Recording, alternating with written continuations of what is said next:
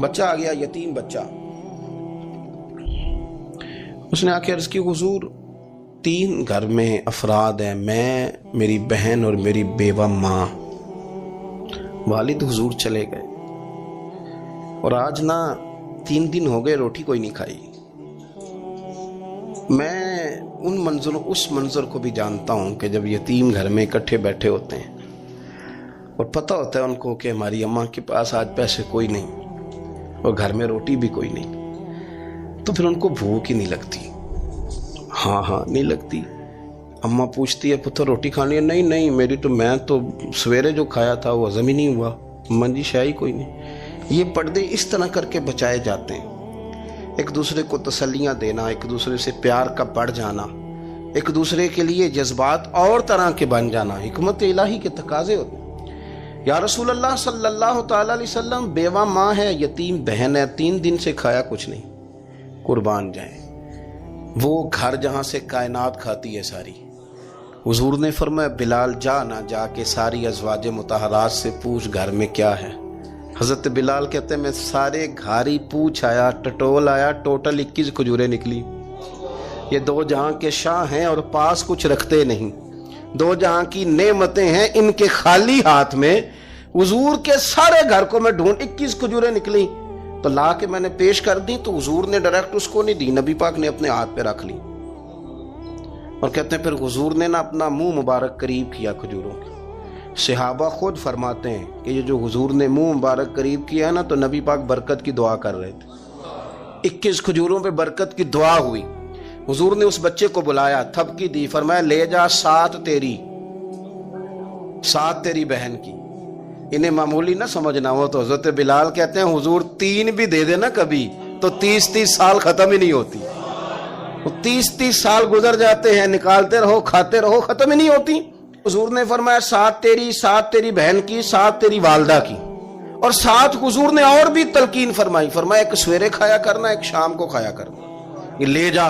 حضرت سیدنا بلال حبشی کہتے ہیں رضی اللہ تعالیٰ عنہ کہ بچہ لے کے جب باہر نکلا تو حضرت سیدنا معاذ ابن جبل دوڑ کے گئے اور جا کے بچے کے سر پہ شفقت سے ہاتھ پھیرا. کا فکر نہ کرنا، رب کریم تجھے بہترین سرپرست عطا کرے گا، پتر پریشان نہ ہونا، اللہ تیری مدد کرے گا. صرف حوصلہ دیا، سر پہ دست شفقت پھیرا. بچہ چلا گیا تو حضور نے فرمایا معاذ ادھر آؤ نا ذرا. یا رسول اللہ حکم ہو. فرمایا کس چیز نے تمہیں اٹھایا بچے کے سر پہ ہاتھ رکھنے کے لیے؟ کس نے تمہیں کہا؟ کس چیز نے تمہیں اٹھایا جو تم بچے تک پہنچ گئے؟ عرض کی یا رسول اللہ وہ جو میرے دل میں اللہ نے یتیم کے لیے رحمت رکھی ہے نا، اس نے مجھے اٹھایا تھا. اور میں نے جا کے اس کے سر پہ دست شفقت پھیرا تو حضور فرمانے لگے سن پھر، جو کسی یتیم کے سر پہ خالی ہاتھ بھی پھیر دے، جتنے بال اس کے ہاتھ کے نیچے آئیں گے نا، رب اتنی خطائیں معاف کرے گا، اتنی نیکیاں دے گا، اتنے درجے اس کے بلند کر دے گا.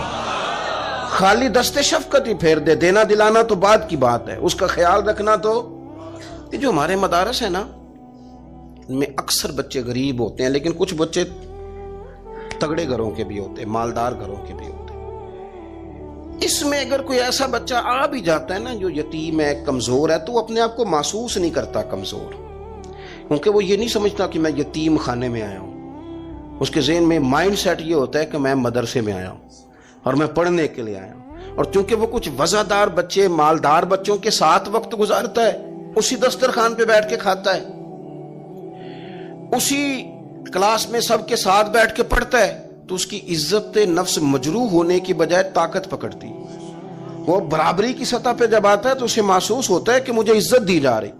اس لیے مدارس اسلامیہ میری نظر سب سے مضبوط جگہ ہیں جہاں مساکین کی، یتیموں کی، غریبوں کی صحیح معنوں میں کفالت بھی ہوتی ہے، تعلیم بھی ہوتی ہے، عزت بھی ہوتی ہے، تربیت بھی ہوتی ہے. میرے رسول کریم علیہ السلام بڑے انہماک کے ساتھ، بڑے توجہ کے ساتھ. اچھا ایک کام اور ہوتا ہے ہمارے ہاں، وہ کیا ہے؟ اگر کوئی یتیم مال چھوڑ گیا نا اس کا باپ، تو پھر تو بارے نہیں آ رہے ہیں اس کے.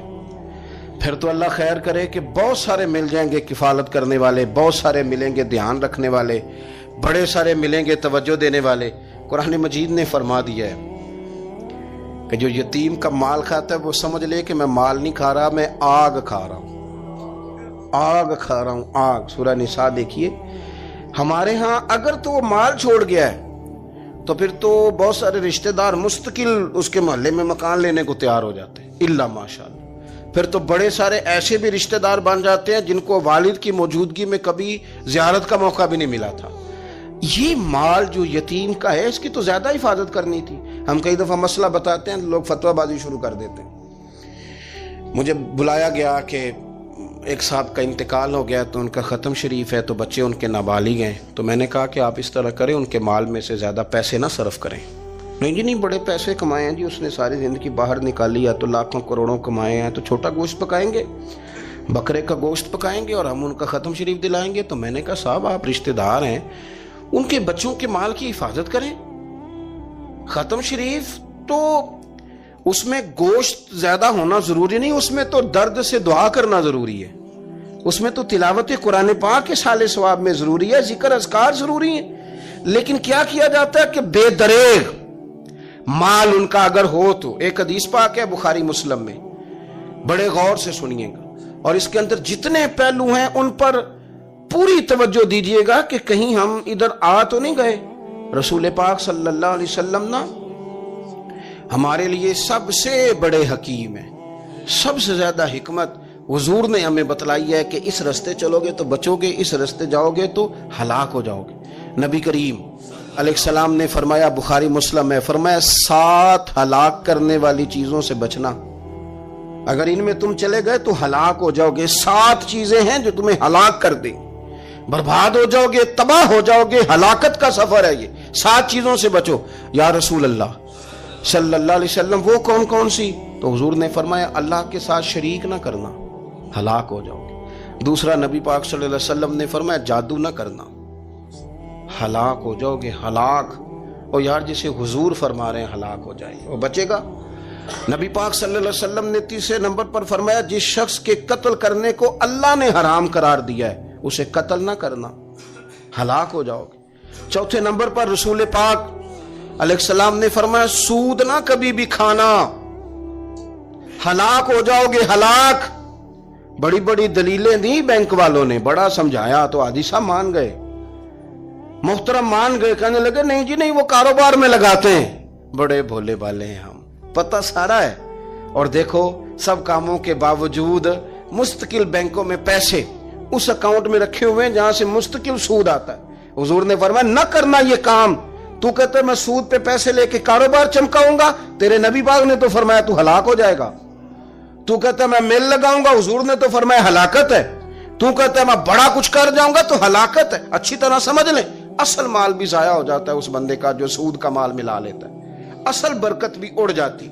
اور میرے نبی پاک صلی اللہ علیہ وسلم نے 5ویں نمبر پہ فرمایا یتیم کا مال نہ کھانا، ہلاک ہو جاؤ گے، نہ کھانا ان کا مال، یہ کروڑوں ہو، اربوں ہو یا 10 روپے ہو، یتیم کا پیسہ نہ کھا جانا، ہلاک ہو جاؤ گے، ہلاکت تمہیں آ لے گی۔ اور پھر 6 نمبر پر نبی پاک علیہ السلام نے فرمایا کفر سے جہاد ہو رہا ہو تو کبھی پیٹ پھیر کے بھاگنا نہ، ہلاک ہو جاؤ گے۔ اور 7ویں نمبر پر اللہ کے رسول نے فرمایا بے قصور اور بے گناہ عورت پر تہمت نہ لگانا، بلا وجہ بہو کے کھاتے نہ کچھ ڈال دینا، بلا وجہ بھابھی اور بیوی اور کسی بھی خاتون پر کوئی الزام بے قصور عورت پر بہتان نہ لگانا۔ مار مار کے ایک شخص نے بحال کر دیا بیوی کو اور بعد میں پتا چلا کہ جی مجھے شک ہے تویز کراتی ہے۔ کیا آپ کی سوچ ہے؟ مسلمان اللہ کو ماننے والا اور اس باتوں پر الزام لگائے گا تویز کرا کے لاتی؟ بے قصور عورت پر بہتان، ایک تو بات ہے اسے مارنا اور ایک یہ ہے کہ کوئی تکلیف دینا، اور ایک خالی اتنی بات کی کہ بہتان بھی نہ لگانا، اس پر الزام نہ لگانا، یعنی تم نے صرف بے قصور عورت پر الزام ہی لگایا تو حضور فرماتے ہیں ہلاک ہو جاؤ گے۔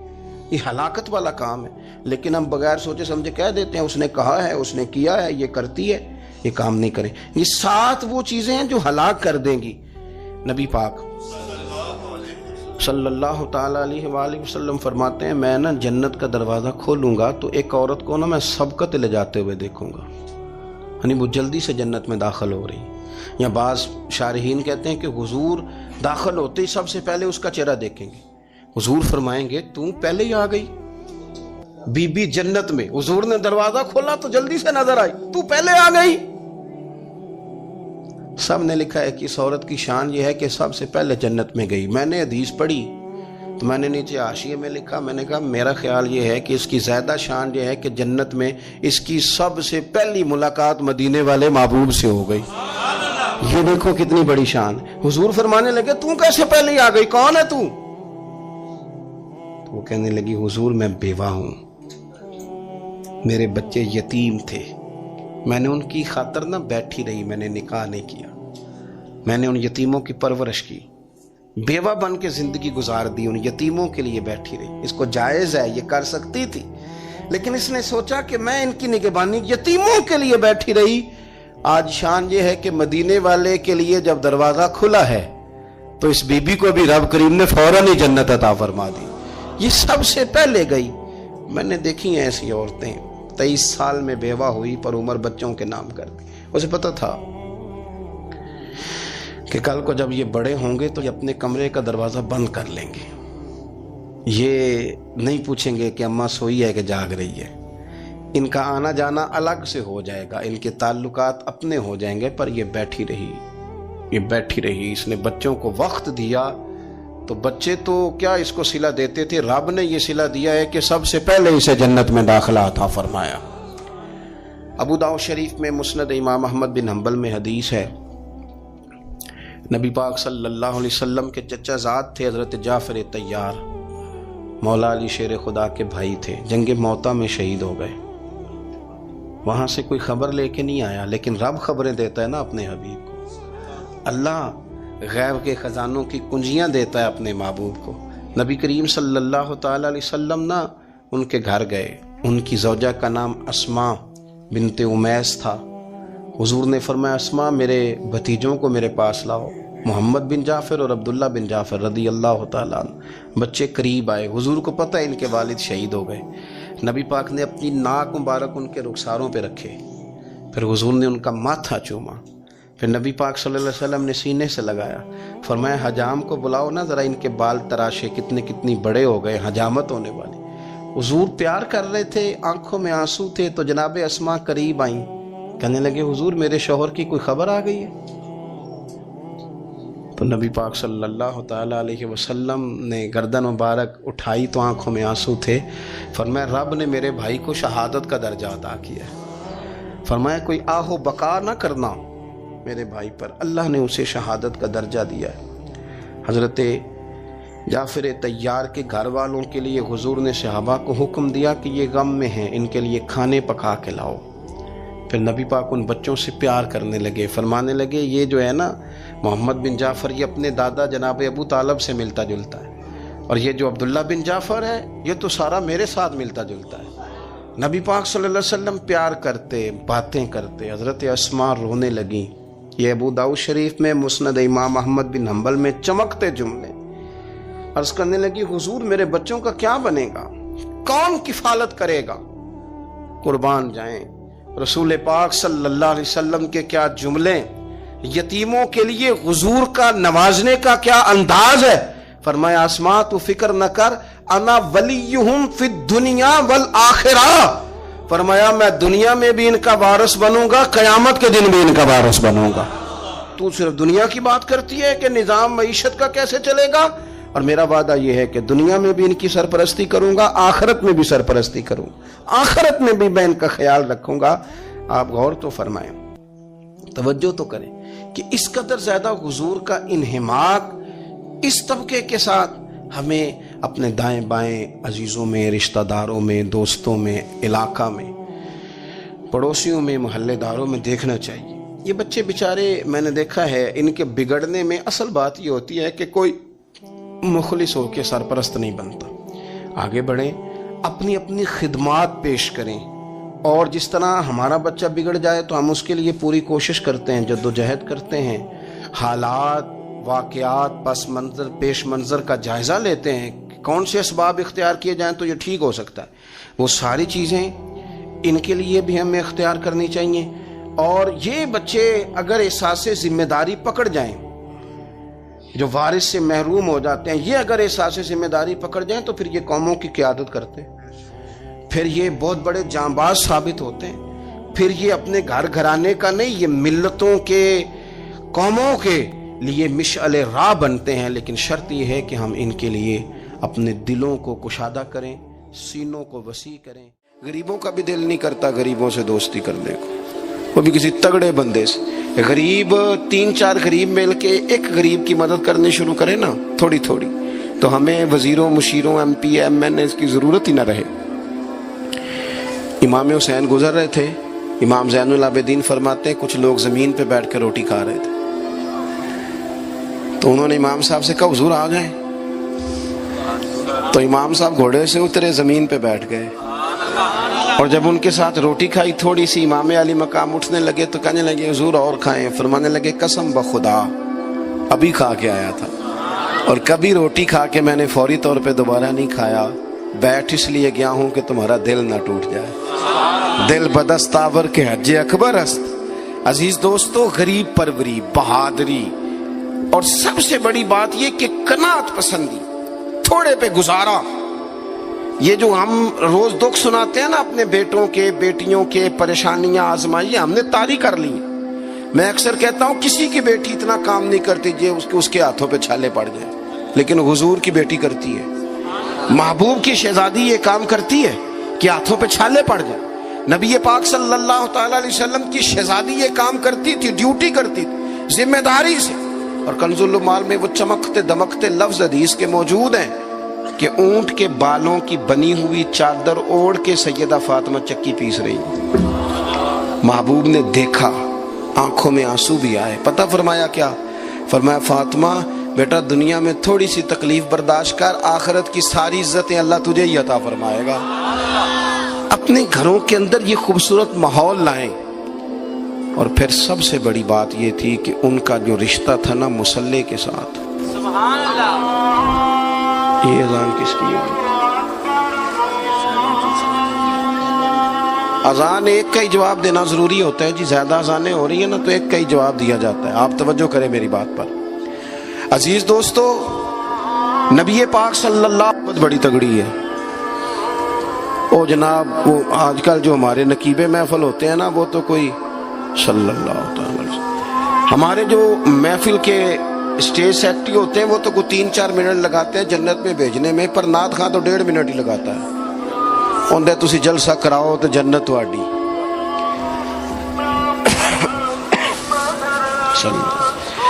یاد رکھیں کہ نسبت کی مضبوطی ایک بڑی عظمت ہے، اللہ والوں کی نسبت بڑی چیز ہے، اور خدا دے یہ دولت تو یہ بڑی چیز ہے، یہ بڑی چیز ہے۔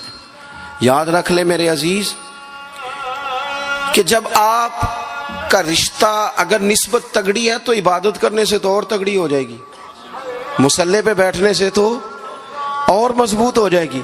آپ نبی پاک علیہ السلام کے گھرانے کا ترک دیکھیں تو وہ عبادت سے بڑا ان لوگوں کا شغف ہے، اللہ اللہ کرنے سے بڑا ذوق ہے۔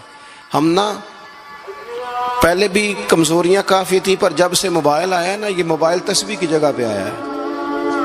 ہاتھوں میں تسبیح ہوتی تھی جہاں موبائل آئے۔ مصلی کی عبادت، ریاضت کمزور کر لی ہم نے۔ رسول پاک صلی اللہ علیہ وسلم کا اپنا طریقہ یہ تھا کہ حضرت عائشہ صدیقہ رضی اللہ تعالیٰ عنہ فرماتی ہیں کہ حضور نے ساری رات نماز پڑھی اور قدم شریف میں ورم آ گیا۔ کبھی آیا ہمارے پیروں میں ورم عبادت کر کے؟ ساری رات نماز پڑھی، قدمین شریفین میں ورم آ گیا، اور جب قدموں میں ورم آ گیا نا تو فرماتی ہیں میں نے عرض کی یا رسول اللہ آپ کے تو صدقے اللہ اگلے پچھلوں کے گناہ معاف کرے گا، اور آپ اس قدر زیادہ آہوزاری کرتے ہیں۔ تو نبی پاک علیہ السلام نے فرمایا عائشہ تم نے کہا ہے نا اللہ میرے اوپر بڑا مہربان ہے، اللہ بڑا کریم ہے، اس نے مجھے رسولوں کا امام بنایا ہے، اپنا محبوب بنایا، تم ہی کہہ رہی ہو نا یا رسول اللہ؟ ہاں۔ تو فرمایا پھر میں اپنے رب کا شکر گزار بندہ نہ بنوں؟ حضور کثرت سے عبادت کرتے، سیدہ فاطمہ رات کو زیادہ وقت مصلی پہ گزارتی، حضرت امام حسن اور حسین لمبی عبادت کرتے۔ 9-10 محرم کی درمیانی رات تھی، عمر بن سعد امام علی مقام کے پاس آیا کہ کہنے لگا حسین دو ہی باتیں ہیں، یا جنگ کریں گے یا آپ بیعت کریں گے۔ تو امام حسین فرمانے لگے اس طرح کرو، ایک رات کی مہلت دو، صبح بتاؤں گا۔ امام صاحب نے اسے کہا، وہ چلا گیا۔ حضرت عباس بن علی، یہ حضرت علی کے صاحبزادے ہیں، میدان کربلا میں حضرت مولا علی کے 4 اور بیٹے بھی شہید ہوئے، ایک حضرت عباس، ایک حضرت ابو بکر بن علی، ایک حضرت عمر بن علی، ایک حضرت عثمان بن علی۔ یہ نام دیکھو کیسے شاندار، اور یہ نام حضرت علی نے نام رکھے اپنے یاروں کے نام پہ، ہم نام رکھے۔ خلفائے ثلاثہ سے عقیدت بتاتی ہے ان کی کتنی۔ تو حضرت عباس رضی اللہ تعالیٰ عنہ نے آ کے سیدنا امام حسین کی خدمت میں عرض کی، حضور آپ نے جو فیصلہ کرنا ہے نا سویرے، مجھے ابھی پتہ ہے، آپ نے بیعت تو کرنی نہیں، ہونی تو جنگ ہے۔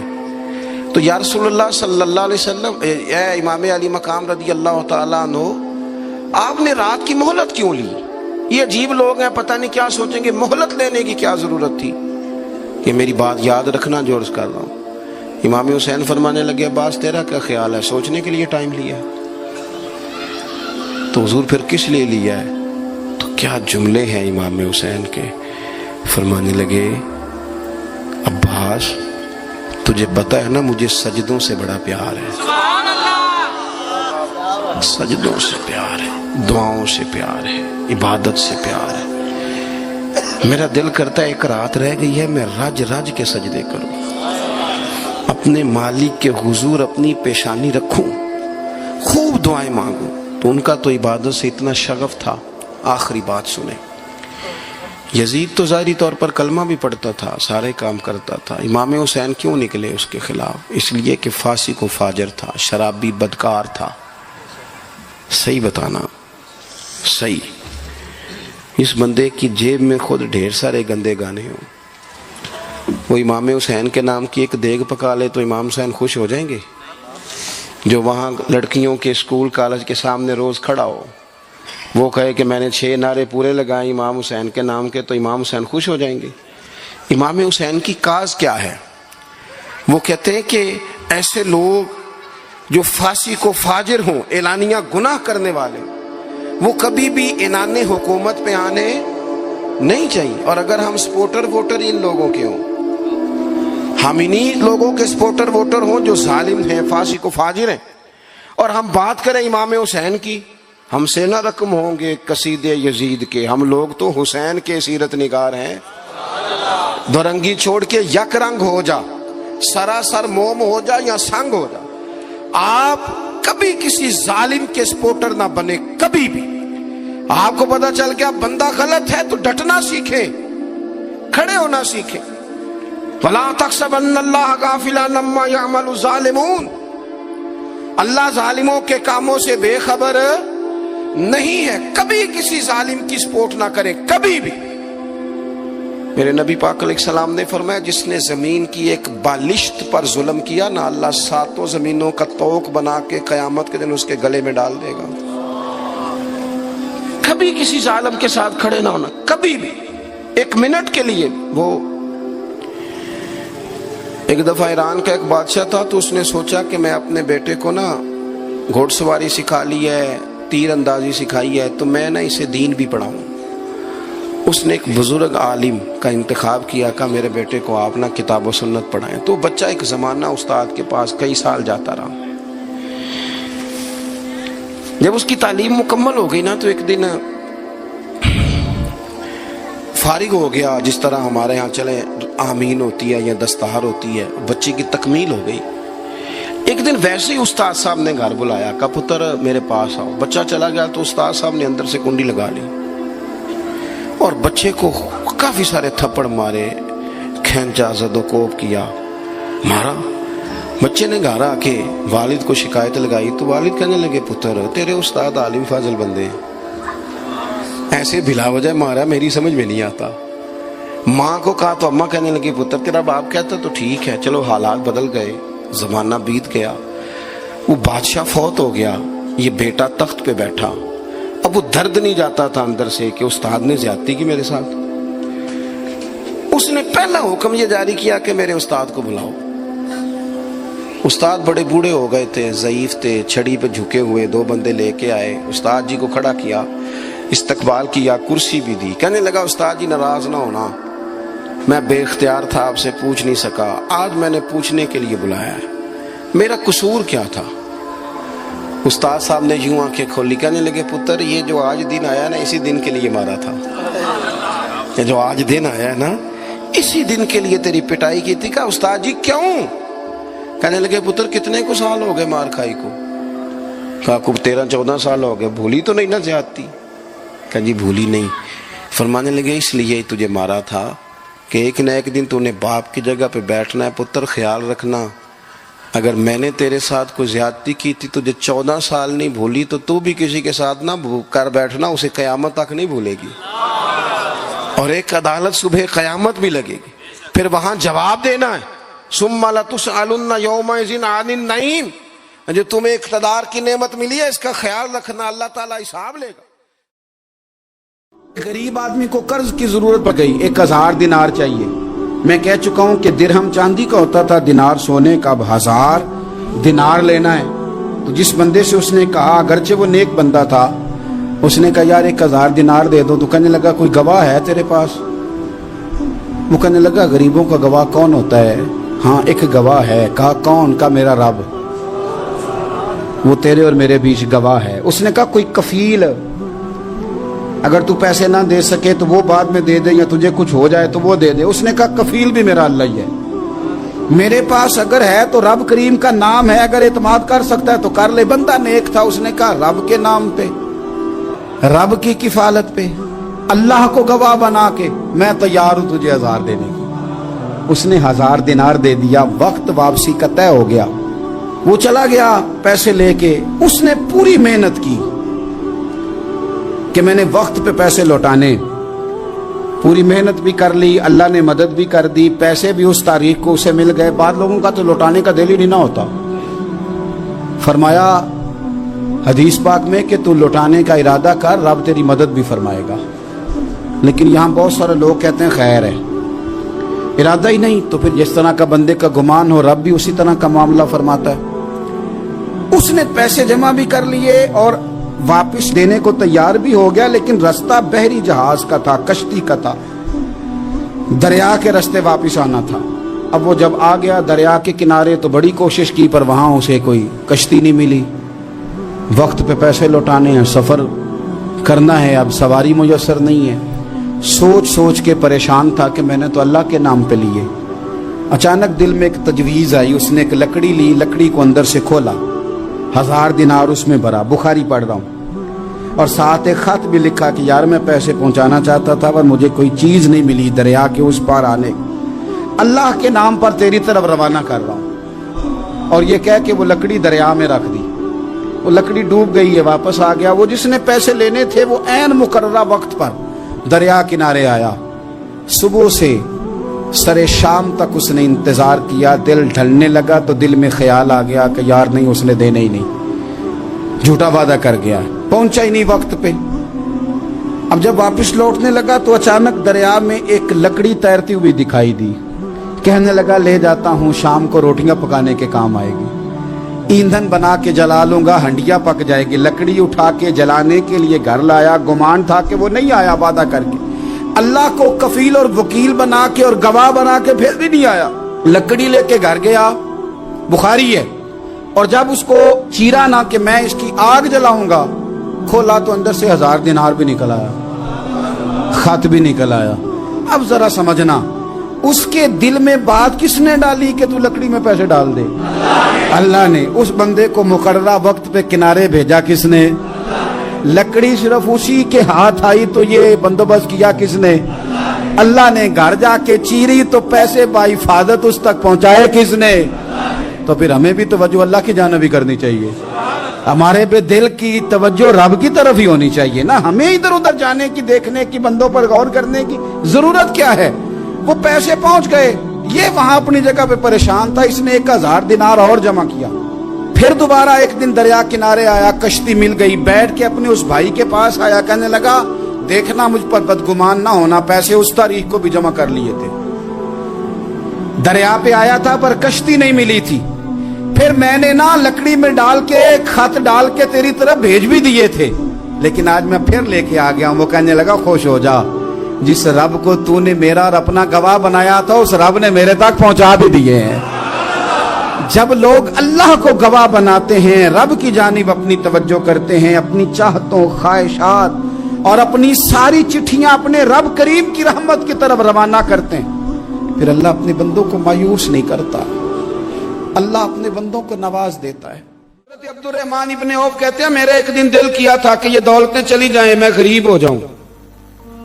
حالانکہ امیروں کا کبھی غریب ہونے کو دل میرا کیا تھا کہ کس طرح؟ فرمانے لگے ایک غریب صحابی حضرت سعد انصاری نبی کریم کی بارگاہ میں ملنے کے لیے آئے۔ انہوں نے جب نبی پاک کے سامنے ہاتھ کیے نا ملانے کے لیے، قربان جائیں، انہوں نے ہاتھ پیچھے کرنا چاہا پر میرے نبی نے ان کا ہاتھ تھام لیا، حضور نے زور سے پکڑ لیا۔ انہوں نے ایک دفعہ چاہا، اصل میں آپ سمجھے نہیں نا میں کیا کہہ گیا ہوں، یعنی حضور نے ہاتھ تھام لیا، یعنی نبی کریم نے ان کا اپنے دست مبارک سے ہاتھ پکڑ لیا۔ صحابی خاموش ہو گئے، حضور نے پھر ان کا ہاتھ کھولا اور میں یہ کیا ہے؟ وہ رو پڑے، عرض کرنے لگے حضور بچے زیادہ ہیں، مزدور آدمی ہیں، پھاوڑے کے ساتھ، کدال کے ساتھ، کئی کے ساتھ کام کرتے، یا رسول اللہ یہ نہ چھالے پڑ گئے میرے ہاتھوں پہ۔ حضرت عبد الرحمن ابن عوف کہتے ہیں کائنات نے، دھرتی نے وہ نظارہ بھی دیکھا کہ جس رسول کے قدم چومنے کے لیے جبریل جھکے، اس محبوب نے مزدور کا ہاتھ چومنا شروع کر دیا۔ فرماتے ہیں غریبی کو وہ عزت ملی کہ میرا بھی دل کرتا تھا غریب ہو جاؤں، دل کرتا تھا۔ یہ کس نے ذروں کو اٹھایا اور صحرا کر دی، یہ کس نے قطروں کو ملایا اور دریا کر دی، یہ کس کی حکمت نے یتیموں کو کیا در یتیم اور غلاموں کو دنیا بھر کا مولا کر دیا۔ ہم نا اصل میں عزت نہیں دے پائے، ہم نے وہ جو سٹیٹس کا فرق رکھا ہوا ہے نا، اس نے تباہی کر دی۔ مزیدار روٹی ویسے کون کھاتا ہے؟ جو روز چھوٹا گوشت کھاتا ہے؟ کون مزیدار کھانا کون کھاتا ہے؟ جو تکے کھاتا ہے روز؟ میں بتاتا ہوں، مزیدار روٹی وہ مزدور کھاتا ہے جو کام پہ جاتے ہوئے نا سویرے 2 روٹیوں میں اچار رکھ کے ساتھ لے کے جاتا ہے۔ میں ذمہ داری سے کہہ رہا ہوں، کبھی دیکھ لینا اسے کھاتے، ہاں کبھی دیکھنا، مدرسے میں مزدور لگے ہوئے تو میں دیکھتا تھا 2 روٹیاں سویرے، وہ تو نخرہ کرتا ہے بھائی، لوگ کہتے ہیں یہ مجھے بند ہے، یہ مجھے کھلا ہے، اس میں نمک زیادہ ہے، اس میں، کیونکہ وہ امیر آدمی ہے جو 50,000 روپیہ روز کا کماتا ہے، وہ تو پیسے دیکھ ہی نہیں سکتا، وہ تو سیدھے بینک میں جاتے ہیں، بینک سے نکل جاتے ہیں۔ وہ جو 600 روپیہ دیہڑی کماتا ہے نا، 600، وہ 3 دفعہ ہاتھ جھاڑتا ہے، 3 دفعہ بسم اللہ پڑھتا ہے۔ ہاں وہ یہ 50,000 والے کو کہاں بسم اللہ یاد رہتی ہے؟ تو آئے بینک میں اور گئے بینک سے۔ مزدور سویرے 2 روٹیاں باندھ کے لاتا ہے، دوپہر تک وہ اچار جو رکھا ہوتا ہے وہ بھی آدھا پونے کو لگ جاتا ہے، لیکن وہ تھوڑی سی چھاؤں دیکھتا ہے۔ اے سی والے کمرے میں اتنا چسکا نہیں روٹی کھانے کا، لیکن وہ تھوڑی سی چھاؤں دیکھتا ہے، اس کے نیچے جاتا ہے، پھر اپنے ہاتھ دھوتا ہے، پھر پانی بھرتا ہے پیالے میں، اور پھر جب وہ بسم اللہ شریف پڑھ کے کھاتا ہے، کبھی اس کی آنکھیں دیکھو، کبھی اس کا کبھی نظام دیکھو، اور پھر جب وہ روٹیاں کھا کے آسمان کی طرف دیکھتا ہے تو لگتا ہے کائنات کا سب سے بہترین کھانا کھایا ہے اور بہترین شکریہ بھی ادا کر رہا ہے۔ میں آپ کو صحیح کہہ رہا ہوں، نبی پاک صلی اللہ علیہ وسلم کی حدیث ہے، حضور نے فرمایا دنیا کا بہترین کھانا وہ ہے جو انسان محنت کی مزدوری سے کھاتا ہے، بہترین روٹی ہے وہ، بہترین۔ نبی پاک نے غریبی کو عزت دی۔ نبی کریم کا انقلاب یہ ہے کہ، اور حضور نے نا ایک اور بات بھی ذہن میں رکھی، نبی پاک صلی اللہ علیہ وسلم نے لوگوں کو بتایا کہ گناہ ہوتا ہے، کیمرے لگانے سے گناہ نہیں ختم ہوتے، کیمرے لگانے سے گناہ نہیں ختم ہوتے، چوکیاں بنانے سے نہیں ختم ہوتے، گناہ تب ختم ہوتے ہیں جب احساس پیدا ہو جائے کہ یہ چیز غلط۔ میرے معاشرے میں گالی کو لوگ گناہ ہی نہیں سمجھتے، بالکل یہ تو کوئی جرم ہی نہیں، حالانکہ حضور صلی اللہ علیہ وسلم نے فرمایا مومن کو گالی دینا اعلانیہ فسق ہے، جو کسی مومن کو گالی دیتا ہے وہ اعلانیہ اللہ کی نافرمانی کرتا ہے، یہ کوئی گناہ ہی نہیں۔ اب 2 3 5 لطیفے جھوٹے سنا جانا یہ گناہ ہی کوئی نہیں۔ اور نبی پاک نے فرمایا مومن بزدل ہو سکتا ہے، کنجوس ہو سکتا ہے، پر میرا مومن جھوٹ نہیں بولتا۔ آپ سمجھے بات، ہمارے ہاں یہ معیار بن گیا کہ ہم نے گناہ کو گناہ نہیں سمجھا۔ نبی کریم نے نا انقلاب یہ برپا کیا کہ دلوں کے اندر سے نا میل کچیل نکال کے احساس پیدا کر دیا کہ گناہ ہوتا ہے۔ احساس، جب آپ کو احساس پیدا ہو جائے نا کہ مجھ سے، آپ یقین کریں मतलब मोटरसाइकिल वाले को पजारो वाला जब टक्कर मार देता है ना तो वो गिर जाता है, तो वो चूंकि पजारो में बैठे होता है तो वो अलमारी खोल के या शीशा नीचे करके तो वो उसको कहता है कि उठ जा, क्या हो गया, मतलब तू ध्यान से नहीं चल रहा, मोटरसाइकिल वालों ने तो खरीद लिया है ये रोड, क्योंकि वो पजारों पे है, लिहाजा वो गलती भी करे तो फिर भी वो तस्लीम करने को तैयार है। ऐसे ना हो तो अकल भी तो नहीं ना होती। जिदे घर दाने ओदे कमले भी सियाने। नबी करीम सल्लल्लाहु तआला अलैहि वसल्लम ने इनकलाब बर्पा किया कि एहसास पैदा किया, गलती का एहसास। मेरे दोस्तों, इंसान को अल्लाह तबारक व तआला ने कुछ चीज़ों की फितरत अता की है। वो कहीं अपने आप को तकलीफ में महसूस करता है तो कहीं अपने आप को आसानी में महसूस करता है। बड़ा पढ़ा लिखा, समझदार, मालदार, वज़ादार आदमी होना, लेकिन उसके कपड़े मैले कुचैले हों तो ना वो कहीं जाने में आसानी महसूस करता है और ना किसी को घर बुलाने में आसानी महसूस करता है।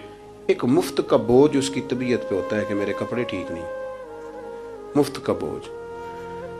लेकिन बंदा बिल्कुल अनपढ़ हो, सादा हो, घर टूटा हुआ हो, लेकिन उसके कपड़े ठीक हों, उठना बैठना, अभी नहा के आया हो, इस्त्री वाले कपड़े पहने हो, तो कहीं बैठते हुए जरा हिचकिचाहट नहीं महसूस करता। आप खुद जब अपने वो कपड़े उतार लेते हैं ना, इनको मिट्टी लगी हुई थी, कहीं गर्द लग गई थी, तो खुद भी अपने आप को आसानी में महसूस करते हैं। वरना ना वो सारी महफिल में सबसे ज़्यादा तवज्जो इसी बात पे रहती है कि मेरा बटन टूटा हुआ है, और वो जीने ही नहीं देता कि बटन जो टूट गया है। तो बार बार बंदे का ख्याल होता है कि किधर तक न लाया कोई। ये नफसियाती मसला है, इसको समझे। इंसान फितरत के हाथों बाज़ौक़ात मजबूर होता है। जिस तरह इंसान का ज़ाहिरी हुलिया ठीक ना हो तो पूरे सुकून में नहीं होता, इसी तरह अगर बातिन पे कोई बोझ हो ना, ये तकब्बुर वाला बंदा कभी सुकून में नहीं रहता, ये उजब वाला, खुद पसंदी वाला बंदा कभी सुकून में नहीं रहता। बीमारी लग जाती है ना मेरी तरह के कुछ लोगों को, बुजुर्गों की बात नहीं करता कि हमें स्टेज पे होना चाहिए, मैं चौधरी साहब हूँ, मैं मालदार हूँ, मैं इलाके का बड़ा हूँ, मैं दरवेश हूँ, मैं सूफी हूँ। आप यकीन करें कि उनको पीछे बैठ के महफिल सुनने का मज़ा ही नहीं आता। वो सारी महफिल में यही सोच रहे होते हैं कि कभी कोई आगे साध ले ना। ये बीमारी है, ये सुकून नहीं लेने देती। ये एक मसला है। खुद पसंदी, हसद, उजब, किबर, ये मसाइल हैं। आप जो मर्जी कर लें, ये आपको सुकून नहीं लेने देंगे। किसी बंदे का ये ज़हन बन जाए ना कि मैं जाना जाऊँ, मैं पहचाना जाऊँ, तो आप यकीन करें कि वो मिन्नतें करता है कि यार कोई मेहरबानी करो, मेरा भी जिक्र करो कहीं। शेख सादी रहमतुल्लाह अलैह फरमाया करते थे कि लकड़ी को घिन इतनी तेजी से नहीं खाती जितनी बड़े लोगों को खुशामद तेजी से खा जाता है। इनका बस नहीं चलता, वरना 2 बंदे रख लें 8-8 घंटे की ड्यूटी पे कि मेरी तारीफें किया करो, बस नहीं चलता। ये बातन के जो मैल कुचैल है ना, मेरे रसूल करीम का कमाल ये है कि हुजूर ने नजर करम से सारे ही दूर फरमा दिए। और महबूब के अपनों ने जब नबी पाक से दलील मांगी ना कि आप अल्लाह के नबी हैं, तो उसकी दलील क्या है, अपनों ने दलील मांगी। कुरैश ने, अपनों को मनवाना जरा मुश्किल होता है ना भाई, अल्लाह का कानून है, उसने चिराग के बिल्कुल नीचे अंधेरा बना दिया है, इसका कानून है, क्या किया जाए, नहीं मानते। अपनों को मनवाना, करीबियों को। उन्होंने जब, मेरे एक दोस्त ने मुझसे कहा कि एक नहीं समझ आई कि जब कोहे सवा पे हुजूर ने कहा था कि मैं अगर तुम्हें कहूँ कि इस तरफ दुश्मन खड़ा है तो सारे कह रहे थे हम आपकी बात मानेंगे, तो मैंने कहा वो सरकार को मानने की बात थी। यहाँ भी बहुत सारे लोग हैं वो कहते हैं हजरत साहब आपकी इज्जत बड़ी करते हैं पर चुप कर जाए, सियासत का नाम ना लेना। मेरी बात की समझ आ रही? आपकी इज्जत बड़ी करते हैं पर चुप कर जाए। आपने ये नहीं कहना कि सूद ना खाओ, बिल्कुल आपने ये नहीं कहना कि चौधरी साहब के बच्चे की शादी पे बैंड बाजा नहीं होना, क्योंकि हम तो इज्जत करते हैं। इज्जत करना और होता है और बात मानना इनमें फर्क होता है ना जी। कुछ लोग हया करते हैं पर बात, लेकिन ज्यादा खुशी उसी की होती है जो हया भी करे और बात भी माने। तो अपनों ने जब दलील मांगी ना कि आप अल्लाह के रसूल हैं, तो उसकी दलील क्या है? तो अल्लाह करीम ने फरमाया, महबूब इनसे फरमाइए फ़क़द लबिस्तु फ़ीकुम उमरम मिन क़ब्लिही, वो बाहर से तो नहीं ना आया, मैंने तुम्हारे दरमियान उम्र का हिस्सा गुजारा है। अफला ताकिलून, क्या तुम्हें अकल नहीं? मेरी तरह का कोई सच्चा है तो दिखाओ, कोई सादिक और अमीन है तो दिखाओ। तुम्हारे बीच नबी करीम का ना उठना बैठना चलना फिरना, یہ اس طرح کا تھا کہ کوئی چیز کسی پر بوجھ نہیں بنتی تھی، بلکہ جو دیکھتا جاتا تھا مدینے والے کا غلام بنتا جاتا تھا۔ ہم نا آپ یقین کریں کہ اگر نکل آئے نا، آ جائیں سادگی پہ، سادی زندگی بڑی آسان ہوتی ہے، بڑی آسان۔ یہ جو بچے 4,500 روپیہ لگا کے بال کھڑے کراتے ہیں نا سر پہ، یہ پھر پریشان بھی رہتے ہیں کہ اتنے پیسے لگا دیے، دیکھا کسی نے بھی نہیں۔ اور جو بزرگ ابھی آیا نا، اس نے گھاس کاٹی ہے، بھینسوں کو چارہ ڈالا ہے، کپڑے بس اس نے جلدی سے پہن لیے، صحیح استری، اس کو کوئی فکر نہیں، کوئی دیکھے تب بھی ٹھیک ہے، نہ دیکھے تب۔ نبی پاک صلی اللہ علیہ وسلم نے انسان کو کہا کہ اندر کا بوجھ اتار دے، ورنہ تیرے لیے جینا مشکل ہو جائے گا۔ یہ اتار دے اندر کے سارے بوجھ، یہ جھوٹ کا بوجھ، یہ عداوت کا بوجھ، یہ حسد کا بوجھ۔ اعلیٰ حضرت بریلوی رحمۃ اللہ علیہ ملفوظات شریف میں فرماتے ہیں کہ حسد کرنے والا سامنے والے بندے پہ اعتراض نہیں کرتا، بلکہ حسد کرنے والا اللہ کی تقسیم پہ اعتراض کرتا ہے۔ وہ کہتے ہیں اسے کو دیا ہے، مجھے دینا چاہیے تھا۔ بحث کرتے ہیں لوگ، اپنے گھر بیٹھ کے دلائل جمع کرتے ہیں۔ کبھی کسی شخص کے بارے میں آپ ذرا قرآن مجید پڑھیں اور میرے رسول کریم صلی اللہ تعالی وسلم کی احادیث کا مطالعہ کریں۔ قرآن تو حضرت موسیٰ کی شان بھی بیان کرتا ہے، حضرت یوسف کے تذکرے نہیں بیان کرتا قرآن، جناب عیسیٰ روح اللہ کی عظمت قرآن بیان نہیں کرتا۔ اعلیٰ حضرت بریلوی رحمۃ اللہ علیہ کے سامنے کسی نے شعر پڑھا کہ شان یوسف جو دبی تو وہ بھی اسی در پہ دبی، تو اعلیٰ حضرت فرمانے لگے تمہیں غلطی لگ گئی ہے، میرے نبی کسی کو دبانے نہیں آئے۔ تو بندے بڑے حضرت ہوتے ہیں نا جی، اعتراض تو پڑا ہے، ابھی باٹتے پہ ہے، تو کہنے لگا جی شعر پہ اعتراض کرنا آسان ہے پر شعر کہنا مشکل ہے، تو فرمانے لگے چلو کہہ بھی دیتے ہیں۔ اس نے کہا دی اب کہیے، تو فرمانے لگے شعر یوں کہو کہ شان یوسف جو بڑی وہ بھی اسی در سے بڑی، شان یوسف جو بڑی تو وہ بھی اسی۔ عزت دینے سے آپ کوئی کمزور ہو جائیں گے؟ کوئی نقصان ہو جائے گا کسی کو عزت دینے سے؟ کیا فرق پڑتا؟ لیکن آپ یقین کریں کہ وہ اتنی مصیبت بنی ہے عزت لینے کی، پروٹوکول لینے کی، اپنا آپ منوانے کی، اتنی زیادہ، بلکہ وہ لوگ جن کو بالکل اس چکر میں نہیں پڑنا چاہیے تھا، درویش لوگ، وزیروں کا بھی استقبال ہو رہا ہوتا ہے اور پیروں کا بھی استقبال ہو رہا ہوتا ہے۔ کوئی وزیر چڑھ جائے روڈ پہ تو رستہ غریب آدمی کو پھر بھی نہیں ملتا، تو کوئی تگڑا پیر چڑھ جائے تو پھر بھی نہیں رستہ ملتا۔ حالانکہ یہ درویش ہیں، یہ فقیر ہیں، یہ فقر کا درس دیتے ہیں، لیکن چاؤ ہی بڑا ہے۔ میرے رسول کریم صلی اللہ علیہ وسلم نے سادہ اور سمجھ والا اور عین طبیعت کے مطابق، جس میں کسی بندے کو کوئی مشکل نہ ہو۔ پتہ ہے میرے محبوب کا کمال یہ تھا کہ نبی کریم تک رسائی بڑی آسان تھی، ہر بندہ بڑی آسانی سے پہنچ جاتا، بڑی آسانی سے۔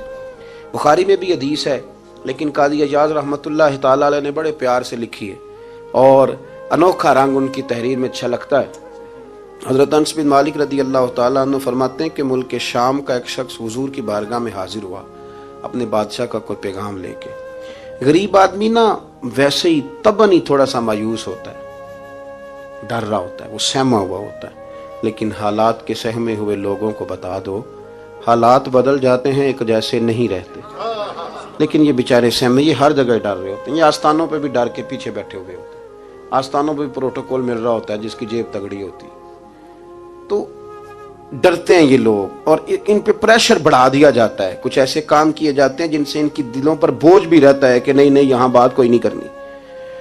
حضرت انس بن مالک رضی اللہ تعالیٰ عنہ فرماتے ہیں جب وہ آیا نا نبی کریم کی بارگاہ میں تو وہ کانپنے لگا، کوئی بات بھی نہیں ہوئی، کوئی ایسا مسئلہ بھی نہیں ہوا، لیکن وہ کانپنے لگا اور تھر تھر کانپنے لگا۔ تو اللہ کے رسول صلی اللہ علیہ وسلم نے اسے فرمایا کہ کیوں ڈرتے ہو، کیا بات؟ کہنے لگا میں مدینے کی جو ریاست ہے اس کے سربراہ کے پاس آیا ہوں، غریب آدمی ہوں، ڈر لگتا ہے کوئی ایسی بات نہ ہو جائے کہ آپ ناراض ہو جائیں۔ تو انہوں نے تو دیکھا تھا نا ان لوگوں کو کہ جو جانور کو مالک کی مرضی کے بغیر چھاؤں میں باندھ دیتے تھے تو مار پڑتی تھی، اتنا سیانہ ہو گیا تو مرضی کرے گا، مجھے ڈر لگ رہا ہے۔ حضرت انس بن مالک کہتے ہیں بات کہاں کی تھی، چلی کہاں گئی؟ اس نے کیا کہا اور پھر جواب میں میرے محبوب نے کیا فرمایا؟ آپ ذرا بات کا لیول دیکھیں اور حضور کی گفتگو کا سٹیٹس دیکھیں۔ یہ وہ لوگ، یہ وہ تربیت ہے جو لوگوں کے دلوں اور روحوں تک اترتی ہے۔ میرے نبی کریم صلی اللہ تعالی علیہ وسلم نے بات سنی تو حضور رو پڑے، اور اتنا روئے کہ گھٹنوں کے بل زمین پر بیٹھ گئے۔ جناب انس بن مالک فرماتے ہیں حضور فرمانے لگے نہ بھائی تو کسی بادشاہ کے پاس نہیں آیا، نہ تو کسی حکمران کے پاس نہیں آیا، تو اس بیٹے کے پاس آیا ہے جس کی ماں گوشت کے خشک ٹکڑے کھا کے بھی رات گزار لیا کرتی. میری ماں تو گوشت کے خشک ٹکڑے کھا کے رات گزار لیتی تھی. نہ تو کسی. حضرت انس بن مالک کہتے ہیں اس نے بات سنی تو وہ بھی رو پڑا, اور میں نے سنی تو میں بھی رو پڑا. دوستو, رسول کریم دیکھیں نا ہم لوگوں نے کس طرح کا لیول بنایا ہوا ہے. ابھی تک وہ جو دولت کا رٹا ہے تھوڑا بہت, وہ ابھی تک چلتا ہے. ابھی تک خاندان کے اندر کوئی بندہ امیر ہو جائے تو چودھری بھی وہی ہوتا ہے, سیانہ بھی, میرا تو خیال ہے پیر بھی وہی ہوتا ہے. شرط یہ ہے کہ اس کے پاس پیسے ہونے چاہیے. وہی شیخ ہوتا ہے, سارا کچھ وہی ہوتا ہے. نبی پاک صلی اللہ علیہ وسلم نے ہمیں کہا کہ یہ تمہارے اندر کے بوجھ ہیں. ماہا کافی صدرک, گناہ جو ہوتا ہے یہ کھٹکتا ہے سینے میں, یہ بندے کو پریشان کرتا ہے, بندہ تکلیف میں ہوتا ہے کسی کو پتہ نہ چل جائے. ہم لوگوں نے آہستہ آہستہ کر کے نا احساسات کی دنیا چھوڑ دی ہے. ہمارا مزاج نہیں, چھوٹی چھوٹی باتیں ہوتی ہیں لیکن ہم توجہ نہیں کرتے. کوئی اتنا مشکل بات نہیں کہ رات کو بیٹا پھل لے کے آیا تو اپنی بیوی کے کمرے میں چلا گیا. لوگ اس کی ماں کو اور اس کے باپ کو یہ بات آسانی سے کہہ دیتے ہیں کہ آپ حوصلہ کریں, دفع کریں, جو کر رہا ہے کرنے دیں. لیکن جس بندے کی کل کمائی اس کا پتر ہو, اور بھری جوانی میں جس نے کہا ہو بیوی سے کہ چل میں پرانے کپڑوں پہ عید گزار لوں گا, تو نئے کپڑے بچوں کے لے آ. جس نے 30 سال سعودی عرب میں, دبئی میں, مسقط میں, پردیس میں گزارے ہوں پر وہاں کمبل بھی نہ بدلا ہو کہ چلو بچے میرے پڑ جائیں, اس کی کل کمائی باغ تیرے دی کر کر راکھی, ساری عمر گزاری تو جدوں یہ باغ پکن تے آیا لے گئے اور وپاری, تو وہ پھر جا کے تو 6 کنو رکھ کے پلیٹ میں اپنی بیوی سے کہتا ہے جا ابا جی کو دے آ. یہ کہنا آسان ہے باپ کو کہ تو صبر کر, حوصلہ کر, پر وہ باپ جب پیچھے پلٹ کے دیکھتا ہے تو کہتا ہے دنیا نے تو تجھے تحفہ دیا ہوگا, میں نے تو جوانی تجھے دے دی, خوشیاں ساری تیرے نام کر دی, اور تو میرے ساتھ یہ سلوک کرنے چلا. احساسات نہیں, اس کو پتہ ہی نہیں. روز دوست کو ٹیلی فون کرتا ہے کہ آج باہر سے کھانا کھائیں. کبھی ابا جی کو بھی کرنا کہ ابا جی آج میرے بغیر روٹی نہ کھانا, میں آؤں گا تو مل کے کھائیں گے. کبھی کہے اماں کو کہ اماں مجھے بڑے بڑے ریسٹورنٹ میں وہ مزہ نہیں آیا کہ تیرے ہاتھ کے چاولوں کی روٹی میں مزہ آیا, آج پکا نا. مجھے لگتا ہے اماں کو راشا بھی ہو تو پھر بھی وہ تیرے لیے محنت کرے گی. لیکن احساس ضروری ہے نا, وہ ہم پیدا نہیں کرتے, وہ ہماری توجہ نہیں جاتی. صاحب طبقات کہتے ہیں نبی کریم صلی اللہ تعالی علیہ وآلہ وسلم نے نا جب صحابہ کرام آئے تھے مکہ مکرمہ سے مدینہ طیبہ, تو آپ نے سن رکھا ہے کہ انصار مدینہ نے اپنی جائیدادیں بھی تقسیم کر کے آدھی آدھی مہاجرین کو دے دی تھی. تو ان میں ایک حضرت ام ایمن بھی تھی, نبی کریم کی رضائی والدہ ہیں. یہ حضرت عبداللہ رضی اللہ تعالیٰ عنہ جو سرکار کے والد گرامی, ان کی آزاد کردہ لونڈی. حضرت سیدہ طیبہ طاہرہ جناب آمنہ رضی اللہ تعالیٰ عنہ کی بھی بڑی خدمت کی انہوں نے. ان کو بھی ایک باغ ملا ہوا تھا. جب وہ خیبر کے علاقے فتح ہو گئے, یہودیوں سے بہت سارے علاقے لے لیے, تو اللہ کے رسول صلی اللہ علیہ وسلم نے فرمایا اب اس طرح کرو کہ یہ جو تم نے جائیدادیں لی ہوئی ہیں نا انصار سے, یہ واپس کر دو اور تمہیں اس میں سے دے دیتے ہیں. اور حضور علیہ السلام نے انصار مدینہ سے بھی کہا کہ میں ان کو یہ جائیدادیں دے کے اور تمہاری واپس کرانے لگا ہوں. تو انصار نے تو وہاں بھی بڑا انوکھا جواب دیا کہ یا رسول اللہ ہماری والے بھی رہنے دیں اور وہ والے بھی ان کو دے دیں. وَيُؤْثِرُونَ عَلَىٰ أَنفُسِهِمْ وَلَوْ كَانَ بِهِمْ خَصَاصَةٌ, یہ بھی ان کے پاس رہنے دے. محبوب نے فرمایا نہیں, میرا فیصلہ یہی ہے. حضرت ام ایمن رضی اللہ تعالی عنہ کے حصے میں ایک باغ آیا ہوا تھا, تو محبوب کریم سید عالم صلی اللہ علیہ وسلم نے کہا اماں جی آپ کو کوئی اور باغ دے دیتے ہیں, یہ والا باغ واپس کر دیں. سیدھی سادی بیوی تھی, ناز تھا کہ میں نے حضور کی خدمت کی ہے بچپن میں, ناز تھا. کہنے لگی میں تو نہیں واپس کرتی, یہ ناز ہے, ورنہ حضور کو کوئی انکار کر سکتا, میں تو نہیں واپس کرتی. حضرت عائشہ صدیقہ رضی اللہ تعالی عنہ فرمانے لگی اماں جی یہ آپ کیا کہہ رہی ہیں؟ حضور فرمانے لگے عائشہ آپ خاموش ہو جائیں, یہ بڑھاپا ہے, اس کے احساسات ہیں, اس کے جذبات ہیں. آپ یقین کریں کئی دفعہ بوڑھے بیچارے نا درد سے بات نہیں بتاتے کسی کو, وہ کہتے ہیں کیا کریں, کپڑا اٹھائیں تاکہ پیٹ ننگا ہو جائے, کیسے بات کریں. نبی کریم سید عالم علیہ الصلوۃ والسلام اماں جی کے قریب گئے, کہا اماں جی میرے ساتھ چلو ایک دفعہ باغ دیکھ تو لو. حضور ساتھ لے کے گئے, ایک باغ دکھایا تو کہنے لگی نہیں میں نے نہیں لینا, یہ مجھے میرے والا ٹھیک ہے. حضور نے پھر دوسرا دکھایا, کہنے لگی یہ بھی نہیں مجھے پسند. محبوب نے تیسرا دکھایا تو کہنے لگی یہ تو میرے والے باغ سے بھی پیارا ہے, یہ میں لے لوں گی. جب وہ مسکرائیں تو حضرت عائشہ کہتی ہے میں نے حضور کی آنکھوں میں آنسو دیکھے، فرمایا الحمدللہ اس کا دل نہ راضی ہو گیا ہے۔ یہ طریقہ ہے میرے عزیز، تھوڑے احساسات تو پیدا کریں، تھوڑے اپنے جذبات۔ کتنی خود غرضی والی زندگی ہے کہ مجھے صرف میرا ہی خیال ہے، اور جو جہاں بیٹھا ہے نا، پتہ ہے ہم پریشان زیادہ کیوں ہیں؟ میں مولوی ہوں تو میں سارا دن یہی تقریریں کرتا ہوں، لوگ مولویوں کی عزت نہیں کرتے، لوگ مولویوں کی عزت نہیں کرتے، تو میں کہتا ہوں چھوڑیں یہ رٹا، عزت مانگنے کی کیا ضرورت ہے؟ ہم خیال رکھتے، چھوٹے چھوٹے بچوں کے جذبات کا بھی خیال کرتے، بوڑھوں کے جذبات کا بھی خیال کرتے۔ نبی کریم صلی اللہ علیہ وسلم ہر شخص کے بارے میں ایسا نظریہ رکھتے کہ جس سے قوم کو سکون ہوتا، دلوں کے اندر اطمینان پیدا ہوتا۔ حضرت عائشہ صدیقہ رضی اللہ تعالیٰ عنہ فرماتے ہیں ایک دن گھر میں تشریف فرماتے اور طبیعت مبارک میں بڑی، میں دیکھ رہی تھی کہ بڑا حشاش بشاش ہے سرکار کا مزاج، بڑی خوبصورتی۔ آج غم امت میں حضور اس طرح پریشان نہیں جیسے اکثر ہوتے ہیں۔ آپ فرماتی ہیں باتیں چل رہی تھی تو بیٹھے بیٹھے حضور فرمانے لگے کہ عائشہ میں تمہیں بتاؤں تم مجھ سے راضی کب ہوتی ہو اور ناراض کب ہوتی ہو؟ کہتے میں نے عرض کی یا رسول اللہ میں اور آپ سے ناراض۔ فرمایا چل سن تو لینا، سن تو لینا، ذرا بات سننا، ذرا سن تو لے، سننا۔ عرض کی یا رسول اللہ حکم فرمائیں۔ فرمایا تم کبھی کبھی قسم اٹھاتی ہو، ذرا احساس کی شدت دیکھی، لفظوں اور جملوں کا خیال رکھنا، سامنے والے کا اسے آسانی دینا۔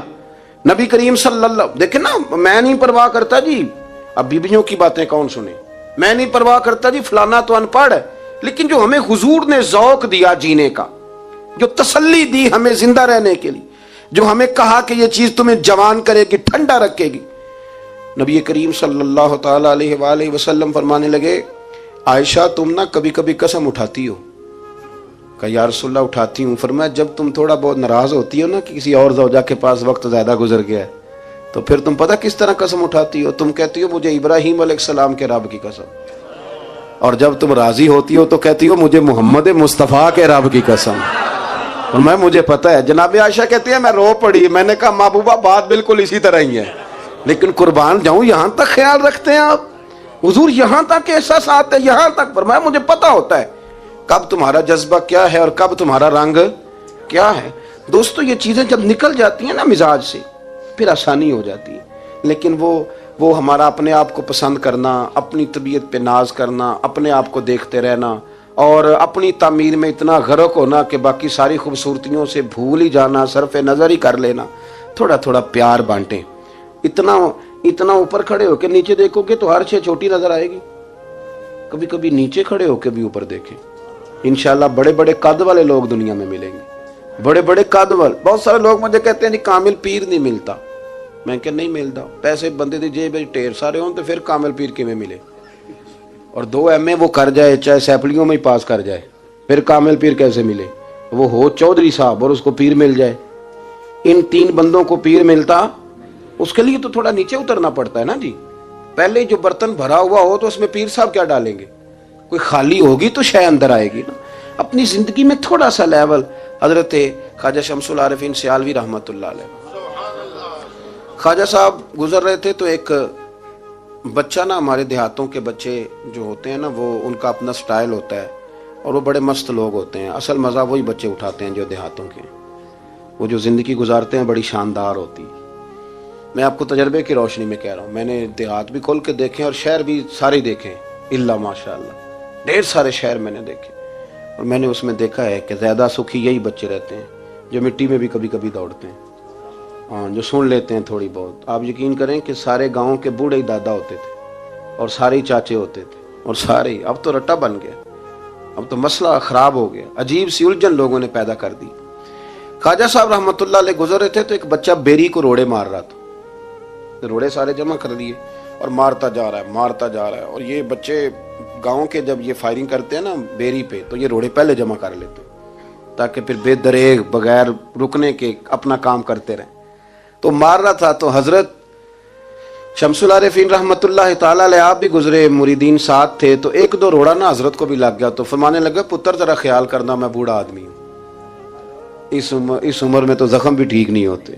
اس نے بچے نے پلٹ کے دیکھا تو وہ تو جانتا تھا نا کہ چائے سے کیتلی زیادہ گرم ہوتی ہے، مرید ماریں گے، اس نے دوڑ لگا دی، بھاگا اور سر پٹ دوڑا، اور جب وہ تیزی کے ساتھ دوڑا نا، تیزی کے ساتھ، اللہ اکبر، تو ख्वाजा साहब ने भी मुरीदों से कहा इसको पकड़ के लाओ, पकड़ के लाए तो ख्वाजा साहब फरमाने लगे दौड़ते हो क्यों? कहने लगा जी दो हरफी बात है, आप मारेंगे आपके मुरीद मारेंगे, रोड़ा जो लग गया। क्या अंदाज है बुजुर्गों का, प्यार बांटने का। ये चीज़ें इंसान को बड़ा मीठा रखती हैं। आप यकीन करें प्रोटोकॉल से निकल आए आप सौखे हो जाएंगे, आसान जिंदगी। ख्वाजा साहब रहमतुल्लाह तआला अलैह फरमाने लगे वैसे तू कर क्या रहा था? कहने लगा मैं रोड़े मार रहा था बेरी को। तो फरमाया बेरी तुझे जवाब में क्या देती है? कहने लगा जी वो तो फल देती है। तो आप फरमाने लगे तू शमसुल आरिफीन को बेरी से भी क्या गुजरा समझता है? आप उतर मेरे सीने से लग, और जो फल मैं तुझे दूंगा ना पहले कभी ना किसी ने दिया होगा। थोड़ा लेवल तो नहीं देखे ना, हमारे बच्चे बड़ी आसानी से कह देते हैं मेरे गांव के लोग जाहिल हैं जी सारे। तो मैं कहता हूं जाहिल को जाहिल कह के जान छुड़ाना तो आसान काम है, ये तो आसान काम है, पर जाहिल को पकड़ के आलिम बना देना ये मदीने वाले रसूल का तरीका है। वो जहाज में जो लोग ज्यादा ट्रैवल करते हैं वो इस बात को जरा आसानी से समझेंगे कि जो हमारे देहातों से लोग जाते हैं ना उम्रा करने, अक्सर गरीब लोग होते हैं, कई तो बेचारे कमेटियां डाल के जाते हैं। तो वो जब चढ़ते हैं ना जहाज पे तो बच्चा पढ़ा लिखा बैठा हो तो बाबा जी को नहीं पता होता तो वो सीट नंबर कैसे देखना है, तो बैठ जाते हैं जहाँ जगह मिले, समझते हैं बस ही है। तो बच्चे तनकीद कर रहे हैं जी साढ़े पिंड के बंदे नहीं सियाने हो सकते, देखो इन्होंने बस ही समझा हुआ है, और हंसते हैं, पबतियाँ कसते हैं, मजाक उड़ाते हैं। तो मैं कहता हूँ यार तू अगर पढ़ा लिखा होता ना तो तू दरवाजे पे जाके बाबा जी का हाथ थामता, फिर तो सीट नंबर दे के उन्हें बिठाता, हाथों पे सीट बेल्ट बांधता, फिर पानी की बोतल देता और फिर कहता हुजूर बुजुर्गों मैं फलानी जगह बैठा हूँ, मेरी जरूरत पड़ी तो दोबारा भी आवाज दे लेना। पढ़े ना बुखारी मुस्लिम। हजरत अनस बिन मालिक रदी अल्लाह तआला अन्हु फरमाते नजरानी चादर हुजूर ने ओढ़ी हुई थी और नबी करीम सल्लल्लाहु अलैहि वसल्लम जा रहे हैं, जनाब फारूक आजम भी साथ हैं। तो कहते हैं पीछे से एक शख्स ने ना हुजूर की वो चादर, उसमें सुर्ख धारीदार तारें थी, तो पकड़ के ना उसने चादर हुजूर की खींची, तो वो जो चादर थी वो हुजूर के गले में फिर गई। फरमाते मैं वो तकलीफ महसूस कर रहा था तो वो खींच के ना चादर, तो कहने लगा मैं कुछ मांगने आया हूं। तो दरवाजा जोर से खटखटाए उसे भीग देते हो, तो दौड़ जा दरवाजा तोड़ेगा। लेकिन हदीस के लफ्ज़ हैं फल्तफत इलैहि फदाहिक। हजरत अनस बिन मालिक कहते हैं जब मुस्तफ़ा करीम ने उसकी तरफ देखा तो हुजूर ने मुस्कुराना शुरू कर दिया। यहाँ मुस्कुराना कमाल है। आला हजरत बरेलवी कहते हैं जिसके गुच्छे से लच्छे जड़े नूर के उन सितारों की नुज़हत पे लाखों सलाम, और जिसकी तस्की से रोते हुए हंस पड़े उस तबस्सुम की आदत पे लाखों सलाम। हुजूर ने तवज्जो की तो मुस्कुराए। फरमाया क्या लेने आए हो? कहने लगा भिखारी हूं, कुछ लेने आया हूं। चादरें खींच के मांग रहा है। तो नबी करीम अलैहिस्सलाम ने दिया कितना? मेरे करीम से गर कतरा किसी ने मांगा दरिया बहा दिए हैं, दुर बे बहा दिए हैं। नबी करीम ने फरमाया ये दो पहाड़ियों के दरमियान जितनी बकरियां खड़ी हैं सारी इसे दे दो। दो पहाड़ियों के दरमियान जितनी बकरियां खड़ी हैं सारी इसे। वो आया था तो उसे अदब अदाब भी नहीं आते थे, मांगने का तरीका भी नहीं आता था, लेकिन गांव गया तो जाके दीन का मुबल्लिग बन गया। क्या तबलीग करता है? कहता हो लोगों गुर्बतों से परेशान लोगों आओ मेरे साथ, मैं तुम्हें मदीने ले चलूं। मेरे रसूल इतना देते हैं कि गुर्बत का डर भी निकल जाता है। जब तबीयत के अंदर इंसान के एक मिजाज बन जाए ना, आप यकीन करें ये बड़े ठंडे लोग, मस्त लोग, परवाह कोई नहीं। वरना बहुत सारे ऐसे लोग हैं बेचारे जिंदगी में जो दूसरों को सीधा करते करते ना खुद बड़े टेढ़े हो गए, हालात खराब हो गए। इमाम अहमद बिन हंबल वो रवायत लाए हैं, जब एक शख्स ने आकर हजरत उमर से कहा था मैं तकरीर करना चाहता हूँ, तो फरमाया तू ना करना। उसने कहा हुजूर मैं पढ़ा लिखा हूँ क्यों ना करूँ? फरमाया जब तू मिंबर पे बैठ के वाज करेगा तो बहुत सारे लोगों को गुनहगार भी तो समझेगा ना, तो तेरा अपना क्या बनेगा ये भी तो बता ना, तो फिर तेरे अंदर के लेवल का क्या बनेगा? अपने आप को ना इन कबाहतों से, अगर आपके कपड़े ठीक नहीं, आप सुकून में नहीं है, तो आपके अंदर मैल हो तकब्बुर की, हसद की, गीबत की, चुगली की, और सबसे बड़ी बदगुमानी की, बुरा सोचने की, फिर आप कहें कि मैं सुकून से। आप यकीन करें हमारा कोई मुखलिस दोस्त इसलिए नहीं होता कि हम किसी को मुखलिस समझते ही नहीं। हमारे जमाने में सच्चा इसलिए कोई नहीं कि हम किसी को सच्चा समझते नहीं। हमें बुजुर्ग इसलिए नहीं मिलते कि हम किसी को बुजुर्ग नाराज ना होना, मेरी बात पे गौर करना। हमारे यहाँ इसलिए कोई हमारा हमदर्द नहीं कि हम किसी को हमदर्द, हमारे बंदे को तो दुकानदार कह रहे हैं, हर बंदे को तो झूठा कह रहे हैं, हर बंदे को तो धोखेबाज कह रहे हैं, हर शख्स तो हमारी नजर में जाहिल है, ہر عالم تو معاذ اللہ ہماری نظر میں بے عمل ہے، تو جب اس قدر زیادہ ہمارا ذہن برا ہو جائے گا، یا ایھا الذین آمنوا اجتنبوا کثیرا من الظن ان بعض الظن اثم، اتنا برا سوچیں گے تو پھر تو حضور نے فرمایا نہیں کہ اللہ تمہارے گمان کے قریب ہے، اس طرح کا گمان کرتے ہو رب بھی ویسا ہی بن جاتا ہے۔ تو اپنی سوچوں کو ستھرا کریں، اپنی طبیعت میں نرمی لائیں، آپ اچھے بندے ڈھونڈنے ملیں گے تو رب آپ کو ڈھیروں بندے عطا کرے گا۔ اپنے آپ کو کمزور نہ کریں، کبھی چھوٹا نہ کریں، چھوڑیں، اپنی نجی مجلسیں بھی پاک کریں، صاف ستھری کریں اور خوبصورت کریں، اور اپنی جو خلوتیں جلوتیں ان میں محنت کریں، اپنے سے دوسروں کو افضل جاننا سیکھیں، لوگوں کا اکرام کرنا سیکھیں، آداب سیکھیں، اور لوگوں کے بارے میں اچھی گفتگو کرنی سیکھیں۔ آپ یقین کریں یہ کام آپ کسی کے لیے کر کے دیکھیں، اللہ آپ کو سکون عطا کرے گا۔ اعلیٰ حضرت بریلوی رحمۃ اللہ علیہ سے کسی نے کہا